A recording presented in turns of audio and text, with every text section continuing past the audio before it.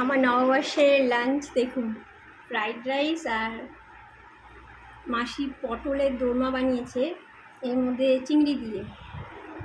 এবার হচ্ছে আমার চুলের জলে আজকে না, আমি এটা নতুন এই যে একটা টপ কিনেছি পয়লা বৈশাখে, ওটা ভিজে গেছে চুলের জলে। তো মাসি এই পটল চিংড়ি সব কিছু মাসি নিজে কিনে নিয়ে এসেছে, এনে নিজেই রান্না করেছে। এটা গতকাল করেছে, আজকে মাসি ছুটি নিয়েছে পয়লা বৈশাখ বলে মাসির বাড়িতে। তো মাসির ভাইপো ভাইজি, তারপরে ভাই বউ ওরা আছে, ভাই মারা গেছে, ওরা মাসিকে খুব ভালোবাসে। তো গতকাল সুফলদা এসেছিলো আমার বাড়িতে, হ্যাঁ, যে এমনি জাস্ট একটা জিনিস নিয়ে এসেছিলো একটু দরকারে, হ্যাঁ। তো দেখাবো আমি জিনিসটা।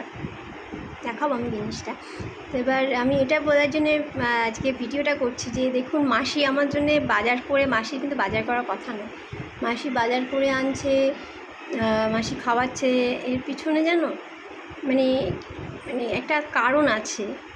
মাসি যেটা ফিল করে, সুফলদাও বলছিল যে মাসি না থাকলে সত্যি আমার খাওয়া দাওয়া একদম নষ্ট হয়ে যেত, আমি হয়তো খেতেই পারতাম না, আলু সেদ্ধ ভাত ঠিকমতো করেও খেতে পারতাম কিনা জানি না।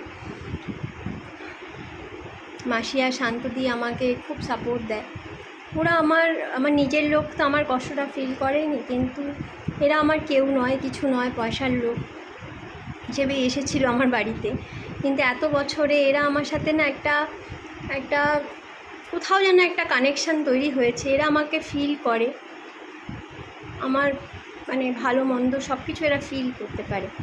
তাই জন্যে আমি হয়তো এদেরকে খুব বেশি মাইনে বাড়াতে পারি না, আমি মাইনে ভালো করে হয়তো দেরিতেও মাইনে দিই, অনেক কিছু হয়, কিন্তু তবুও এরা আমার জন্য করে। এটাই আমার কাছে অনেক পাওয়া, যে নিজের লোক আমার কোনো দিন আপন হয়নি, পরের লোক যাদের সাথে কোনো সম্পর্ক নেই তারা আমার অনেক আপন হয়েছে।